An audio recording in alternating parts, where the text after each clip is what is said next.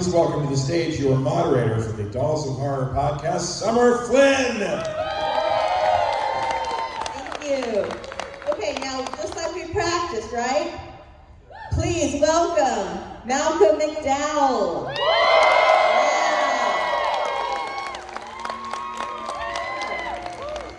Standing ovation right there.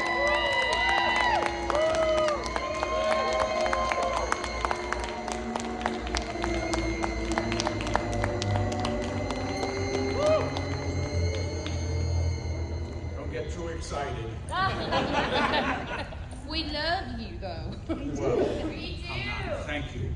Welcome back to Days of the Dead. It's so good to see you again. Thank you. Yes. How have you been? I've been very well. How have you been? Terrible. Oh, I'm sorry, but you're better now that you're here with me, right? I'm being great. I'm being great. Thank you. Okay, so last time we spoke was in Chicago back in May. And Is that right? yeah. Wow, that went fast. Right? Yeah. Yeah. Yeah. And, Excuse me chewing, but it's just to give me a little energy. yeah.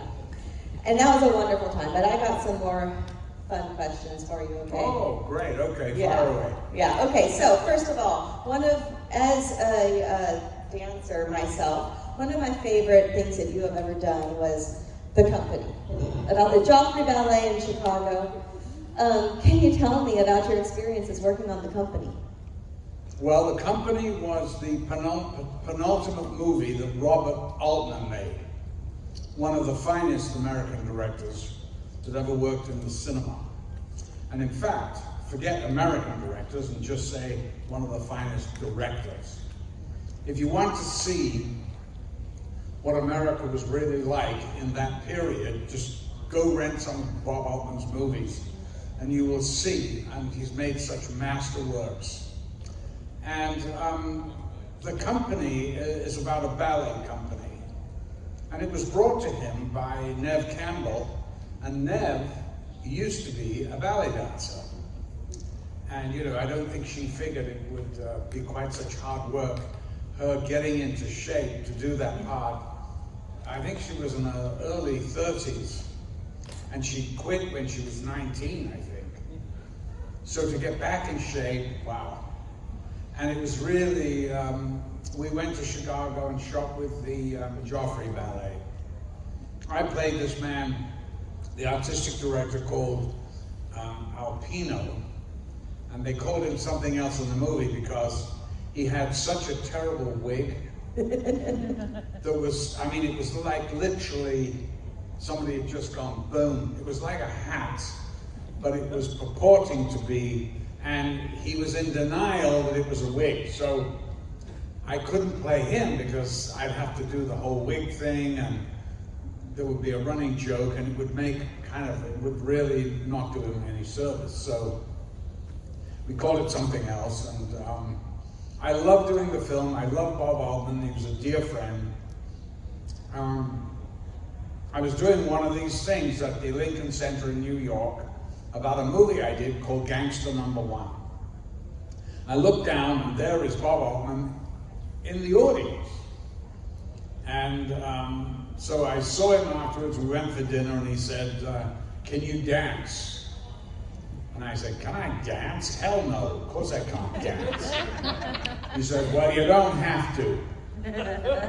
Wow, that's a relief. And he said, I got this little movie and I want to do it. And I went, I'm in, okay, I'll do it, 2 weeks later, he calls me up and he goes, the dance picture's off.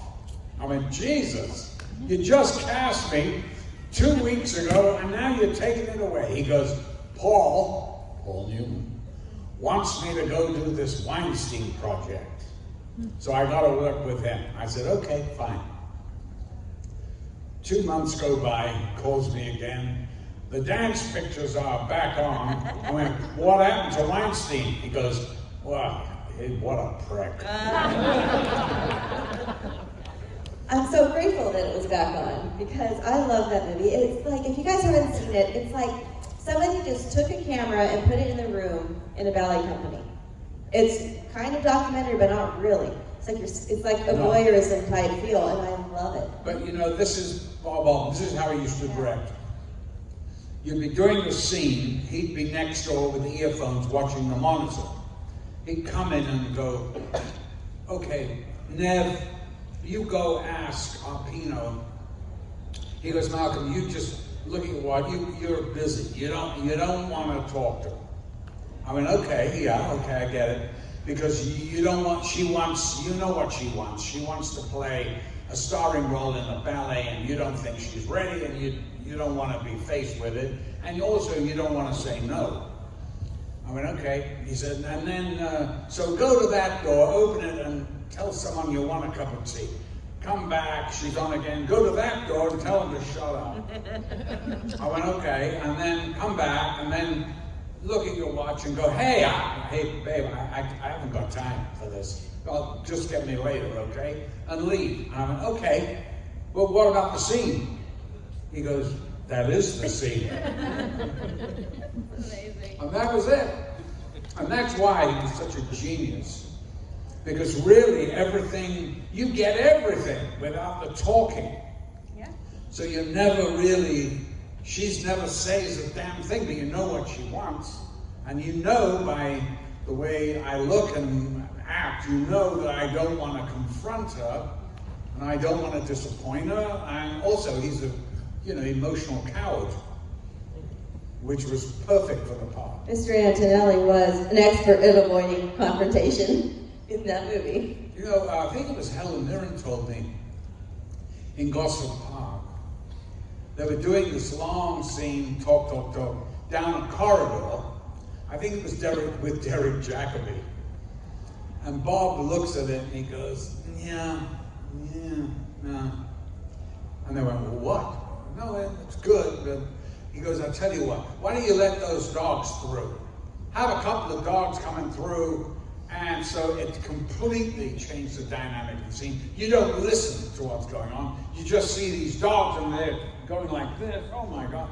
And the whole scene is about these dogs just running through down this corridor, and it's perfect. And that's Bob All, bless his soul. Genius. Yeah, genius. Another one of my childhood favorites is Time After Time.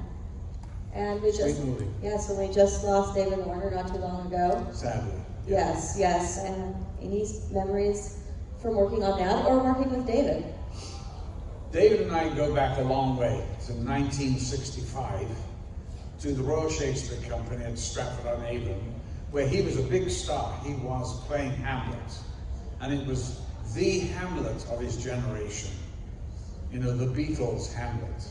This tall, lanky, thin guy with a big scarf that went down to the floor, rattling off, these soliloquies. And there used to be 300 girls outside the stage door waiting for him. It was nuts. But he was painfully shy. It was where I was the exact opposite. So I was like a mate of his, and we'd come out and he'd see a nice girl that he'd want to have a drink with. I go, just tell me which one, I'll sort it out for you. Oh. And he'd go, the one in the red. I go, oh, excuse me, darling, you, yes. What's your name? Yes, lovely. And is this your friend? Two of you, come on. Mr. Warner would like a drink with you. Yeah, come on, come with me. So he'd end up with the one in red, and I'd end up with a friend. So that was the perfect way to be at Stratford. So, and then we were always friends. He then married the most beautiful girl, a Swedish girl called Harriet, who all the young actors were like, oh my God, how does this ugly guy get this gorgeous girl? It was a question that we kept asking ourselves. In fact, I asked him. He said, well, being above the title, it doesn't do any harm. Right. And so we knew he's the one who introduced me to Pet Sounds. Oh, wow. I know, I remember that distinctly. I went, who are these guys? Yeah. Oh, these guys are good. Yeah. He goes, the Beach Boys from California. I went, Jesus, I didn't think they had any music in California. And because we were so into the Beatles, And then, so I knew him in London, I knew him, and then, you know, I got my big break. And then we worked together in San Francisco, and it was so nice. Really, it was great. It was great. And he's such a great actor. I had such respect for him. I always thought David was one of the best actors of his generation. Amazing guy. And if you see him in just even little parts, he was in Tom Jones, played this character called Blifil. He was so obnoxious in it. He was brilliant. And he truly was one of those kinds of actors that you go and see in a play and you literally couldn't take your eyes off him. And he had this kind of burning energy, you know, that, but very subtle. He was really cool. We'll miss him. Absolutely. Yeah. Okay, so do we have any audience questions? Yes, ma'am. Not to bring up this stinker, but I'm wondering how you came about to be in the Fairy King of R. In what? The Fairy King of R. Was I in that? What's it about? It's this South African filmmaker that. Oh my does- God! Yes. It was made in South Africa. Yes. Weird fucking thing. Okay. Let me tell you about that. The only thing I remember about that is Corbin Burnson. Yes. Now there was this, we were in the studio, bored, sitting there, and I said, Corbin, listen, why don't you climb up that ladder and moon the crew from up there? He goes, okay, fuck it, I'll do it. He gets up the ladder and he took 2 Mars bars with him, shoved them up his ass. And I went, there's a real actor for you. Embellishing the part. And he became a lifelong friend when he did that. And that's all I remember about the movie. Why would you ask about that movie? Riff Tracks made fun of it in one of their Riff Tracks things that they do, and so I've seen it so many times, but with their commentary and jokes over it. Who was in it? I can't remember who was in it. You, I mean, honestly, Corbin, obviously. you and Corbin are the only names in there. The rest of it is strictly the same actors, child actors he worked with in every movie. Oh. I don't even remember the director's name at this point, but Oh God, I don't remember. it was Peak Viewing Productions, and they have all these like really terrible movies like The Little Unicorn, and you're just like, you know. Anyway, so. Stay away from that title. Well, thank you. I've watched like every movie you've done, but the one doing Bomb Blonde Shell, did it give you a different view on what women had went through during that time? Which movie are we talking about? Bomb Blonde Shell? Bomb Blonde Show. Oh, Like, does it give you a different view on how women was treated? Like, is this thing with Nicole Kidman yes. and Charlize Theron? Yes. And where I played Rupert Murdoch? Yes. It was about, the thing of Fox News and all Yeah, that. I was just wondering if it gave you a different view of how women was treated in the industry. I didn't need to be taught by the screenplay Well, I didn't figure you did. to find it was disgusting behavior. Yeah. And I really enjoyed doing that because, they gave me some of these makeup thing, and I wore a piece that went into the mouth and was 2 kind of big jowly things. And I put this thing on and it completely changed the way I looked. It was really amazing. And I thought to myself, God almighty, I wish I'd found out about this years ago. I would have done it. I wouldn't have had to bother acting so much. Let the makeup do the talking. But it was fun playing Rupert Murdoch, doing that accent because he was Australian that lived in England for a long time and then in New York. So the accent was really bizarre. It was, I started after I found out you was in it, and then I like looked up that role and that person, and I learned a lot. So, I mean, you are such a versatile actor. I mean, you go from that to playing Dr. Loomis in Halloween. I mean, you're so versatile. You can just play anything. Well, thank you. I kind of enjoyed doing that part, but you'd have to wait a long time for me to appear, because I think I'm in just the last 20 minutes of the movie. But it was good. Yeah, no, it was a good part. And I did it because the director asked me to do it. Of course, they didn't pay me. That means if the director asks you, then it's a favor. So that's it. You know. Well, thank you for the favor. You bet. You bet. Any others? Yes. After I know there was a lot of death threats. After you filmed Star Trek. After what? After you filmed Star Trek Generations. Yeah. About about the character of Soren killing off Kirk. How long after Star Trek Generations did you receive those threats? Well, my nephew, whose name is Alexander Siddig. I know him as Sid, but I have to think of his stage name. He was in one of those Star Trek series, Deep Space Nine. He played, I don't know who he played, I never watched it, but he was in one of them. He called me and he said, Uncle Malcolm, there's a thing, that we're all looking at online. I went, what do you mean online? I didn't know what the hell he was talking about. And he said, well, you've been getting death threats. I went, for what? Killing Kirk. Jesus Christ, I went, they should be thanking me. Death threats? Where's the sense of humor? And I went, okay, so we went to New York to do the press thing, and I was accompanied by 2 ex-LAPD officers. And I went, I'm really embarrassed, I'm sorry guys.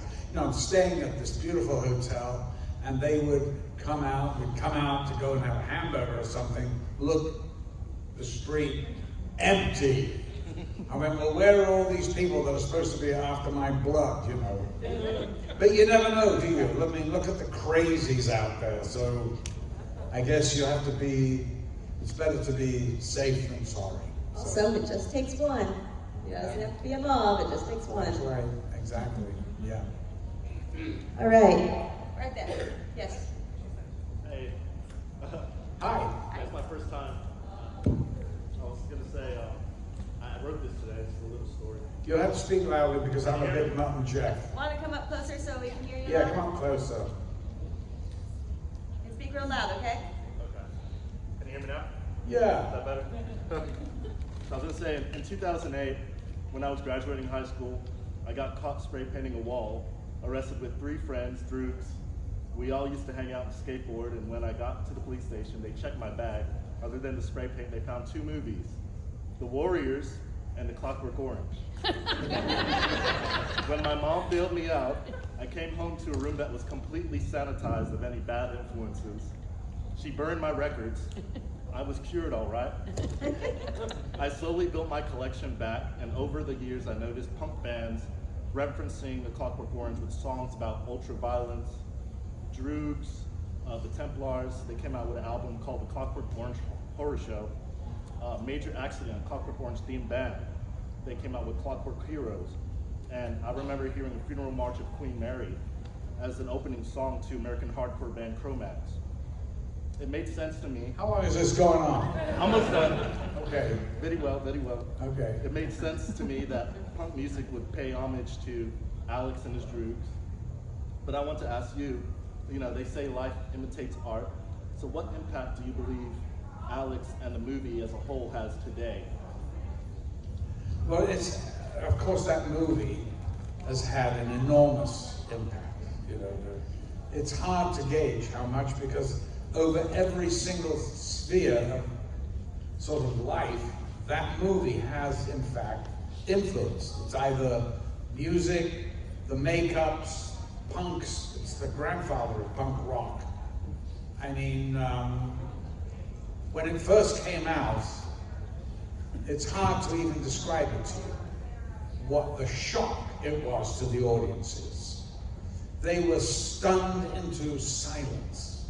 When I first saw the movie in New York, the first week it opened, I stood at the back, and at the end, nobody moved. Nobody clapped, not a murmur. They sat there in stunned silence. Because this is the first time they'd ever seen anything like it. There'd never been a movie that looked like this. I mean, and by the way, you know, the whites and all that, that was my cricket gear. That's how that came about. Stanley asked me, you know, before we were shooting, what do you think you would wear? And I went, well, Stanley, you know, it's futuristic, I don't know.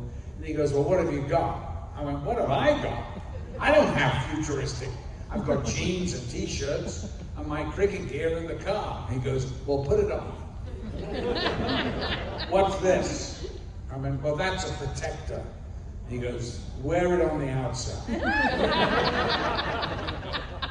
The most iconic costume, one of them. And the eyelash, I found this yard of eyelash at Bebo. It was like a boutique. And I bought it as a joke gift for Stanley. He looked at it and he goes, put it on, wear it. I went, well, I don't even know how to do it. You know, you cut it, glue it, and he took pictures. And he called me the next day and he goes, I got the pictures with the eyelashes. I went, oh yeah. He goes, yeah, you just wear one. He said, because you look at your face and you realize there's something off and you're not quite sure what it is.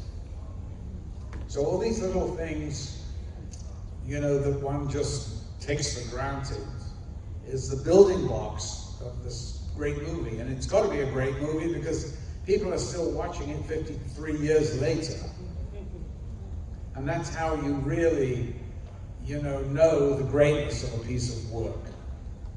By if it's still around after 50 years, there must be something about it. It doesn't really date. The emphasis just changes with that movie. You know, of course now it isn't all the amazing effects of looking at these weird costumes and this whole kind of cold, weird landscape that is completely dominated by television and gangs roaming the streets.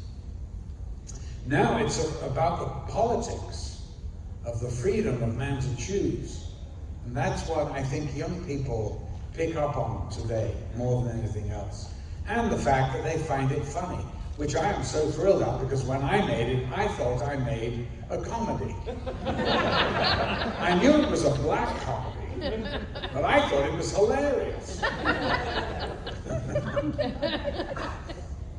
Nobody said it was a comedy in 1970, believe me. It was like, what are they going on about? The violence. There's no catch-up in the movie. There's nothing. It's all in the mind. Yeah. Well, you know, just something that I did intuitively was to start singing that song, and on the beat, you know, as a joke, really. And a lot of these things start as jokes. The whole thing at the end of the movie, in the hospital bed, and when the minister is feeding me, and I'm just going, and he's having to. That was because I saw Kubrick getting very bored with this long speech that this guy had, and I could see he was looking for ways to cut. And so to make him hurry up, and as soon as I did that, I saw Stanley laughing, and I knew the whole scene was going to be about that. And it takes the curse off, you know, the whole wrap-up of the movie, which is what the guy's doing. You don't even really care. You know, it's just, of course, we all know what the rap is in the movie. But to see this, and to see this little punk who's forcing this minister, you know, to cut that steak and get it, and, you know, it was just absolutely perfect. So, as I say, art sometimes is a happy accident. So you worked with a lot of directors? Yeah. the exacting nature of Kubrick to the more improvisational nature of the one that you just spoke about. Where is your sweet spot? What do you like as an actor? Let me just get rid of one myth. Kubrick was not exacting. Kubrick did not know what he wanted. I remember asking him once, how do you direct? Because I'd worked with the great Lindsay Anderson. And he said, well, Malcolm, he goes, I don't know what I want, but I do know what I don't want. And that was so true. So if it wasn't there in the rehearsal, you'd go on and on until you found it. And he was amazing. My favorite director, though, was Lindsay Anderson, who I did 3 movies with when he only made 5. And he cast me in my first movie, which Stanley saw and cast me as Alex in Clockwork. Hello, yeah. You are so spontaneous, like here on stage, and I've seen a lot of your movies. I couldn't say I've seen them all because I didn't know about that one in South Africa. But Neither did I. have you done theater? I mean, live? Yes. Every English actor starts in the theatre. The centre of England is London. It's not like in the States where theatre's New York, basically, and movies and television are on the West Coast. In England, it's all in London. So you start, because there is not a Hollywood situation. We don't have that many movies made in England. And so, basically, if you're going to be a professional actor, you're going to work on the stage. So that's how I started in Weekly Rep, the Royal Shakespeare Company, and the Royal Court Theatre, working, doing that. But I always wanted to be a film actor. Not that there's any difference. You really shouldn't say film actor, stage. It's all the same, just a different delivery system. But really, I suppose one's true love is really the theatre. It's just that I can't do it anymore. I find it very difficult to do with the lifestyle I have because, I've got these kids, we live on the West Coast, and if I got to leave the family for a minimum of 6 months. And I didn't really want to do that. And so I would only do a play occasionally. But when I did it, I loved it. Yeah. So in all your years of show business, what's one of the most touching, heartfelt, pieces of fan art or tributes that anyone has just given you as a gift to their appreciation for your talents? Oh, I don't know whether I have been given any gifts. I mean, I'm paid, extremely nicely. No complaints over here. No one's painted a picture of you. Yeah, they painted pictures of me, but that you have hanging up in your home or anything like that? No, I don't keep anything from my career in my home. You will not see one poster, one photograph, because I'm a father, a husband and a father. I'm not, and they get enough. Anyway, with this bloody internet and things going on all the time, they get to see Clockwork Orange before they should, And dumbass interviews I've given from 50 years ago, they see those, they go, good God, Dad, look at your hair. And I always go, the Beatles have a lot to answer for. But, listen, I've had the most amazing and privileged life. And I've done something that I love doing. And I'm still doing it. I'm trying to learn a bloody part at the moment. I tell you this, your memory does not get better with old age. No. It's a nightmare trying to learn a long part. I'm doing a Western, playing a guy who's got verbal diarrhea. Never shuts up for a minute. But it's a script called Last Train to Fortune. And I was going to do this movie. It's basically about 2 people. I was going to do it with Bill Paxton. Bill was a dear friend, and I love Bill. And it's so tragic, what happened. Well, now I'm doing it. We start shooting in March, and I'm doing it with James Paxton, his son. Yeah, I know. I'm so thrilled. So I'm doing it because of Bill, and James is doing it because it's a good part. I don't know. I said to him, you don't know. You just do your own thing. You're your own actor, which is what I tell my kids. Because now the two younger ones have suddenly decided, I want to be an actor. It's not something you just wake up and go, hey, I want to be an actor.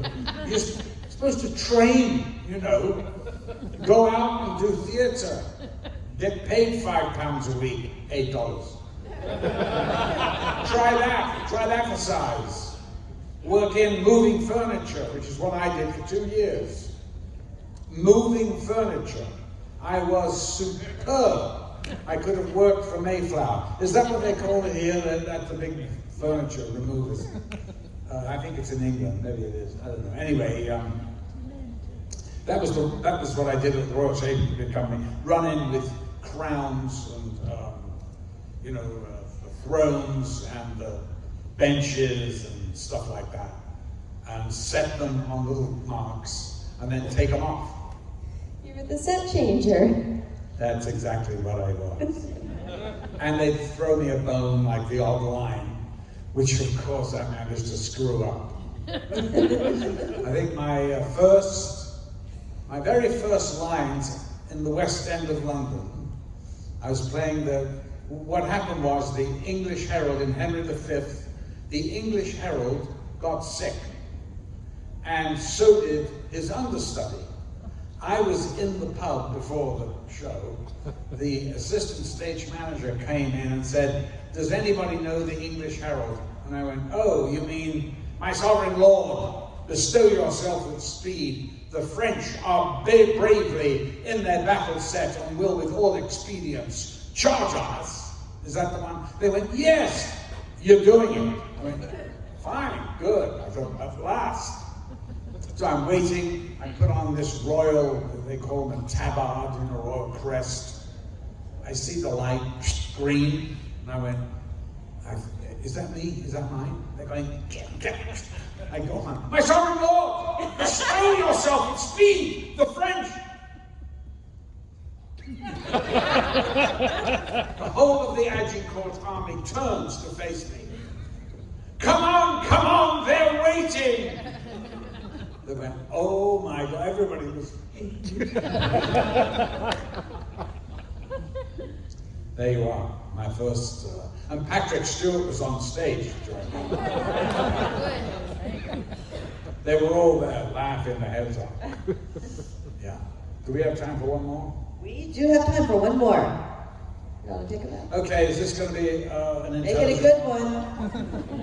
Yes, sir. When you portrayed Dr. Loomis in the remakes of Halloween, Yes. did you reference at all Donald Pleasant's performance, or did you do it all by yourself?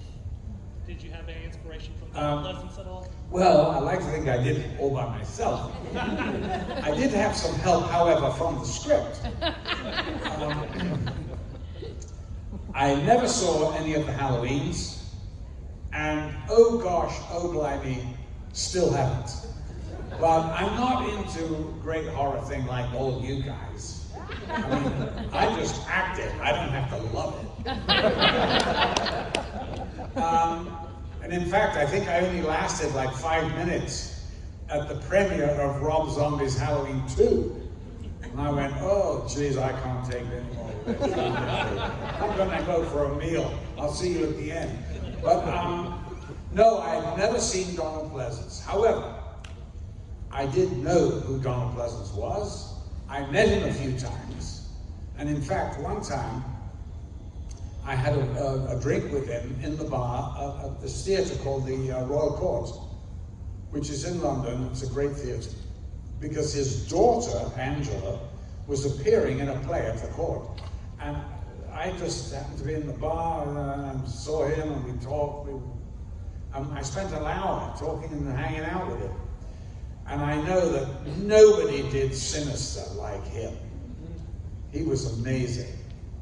And of course he was the Bond villain and all these great, he played in a play written by Robert Shaw called The Man in the Glass Booth, which was the Eichmann story, you know, the trials in Israel when they caught him in wherever it was, Argentina.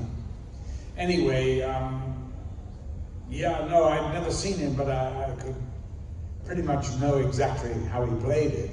But you know, I didn't want to play that, and I didn't want to copy him. I wanted to make it my own Loomis. And the purists, of course, have a problem with that. Well, that's not my problem. You know, Rob brought a whole different thing to it. And, you know, I mean, some people hate it, other people love it. All I will tell you that I had so much fun working with Rob. And in fact, I got a call, you know, saying he wants you to do this Halloween thing. And I went, oh no, Rob Zombie. Well, I don't know him. And he goes, well, he wants to meet you for lunch. I went, oh, okay, fine. Where are we going? Mr. Chow's in Beverly Hills. So I walk into Mr. Chow's, and I'm thinking, what the hell is he? Who am I looking for here?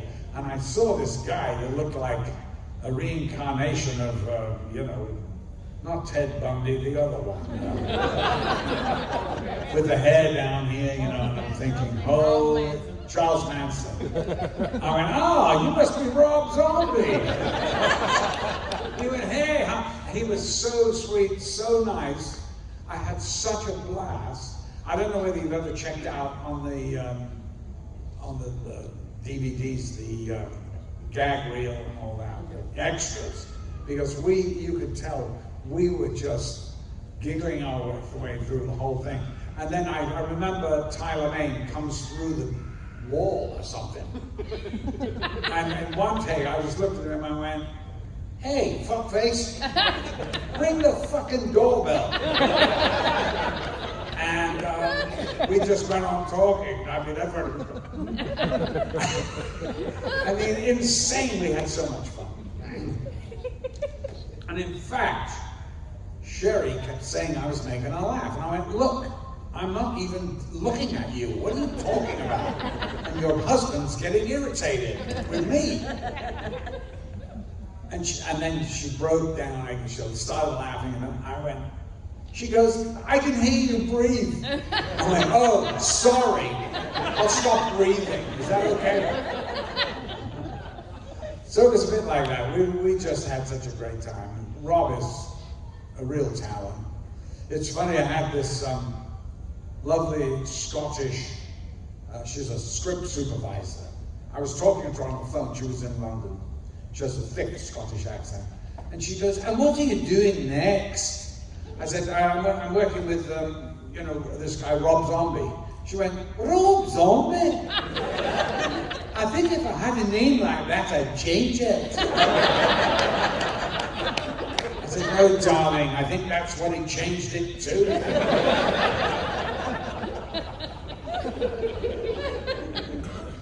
Malcolm, I do have one more rapid question for you, okay? Go ahead. Okay, so you are an inspirational performer and person. I would love to know, what is your philosophy? What's what? Your philosophy. I don't have one. No. I really don't have one. I think, honestly, it's do as to others what you would like done to you. You know, just let individuals be who they are. And, you know, just really try to lead a good life. Don't tread on people because they're going to come back to bite you in the ass. Perfect philosophy. Thanks all for coming. Thank you, Malcolm.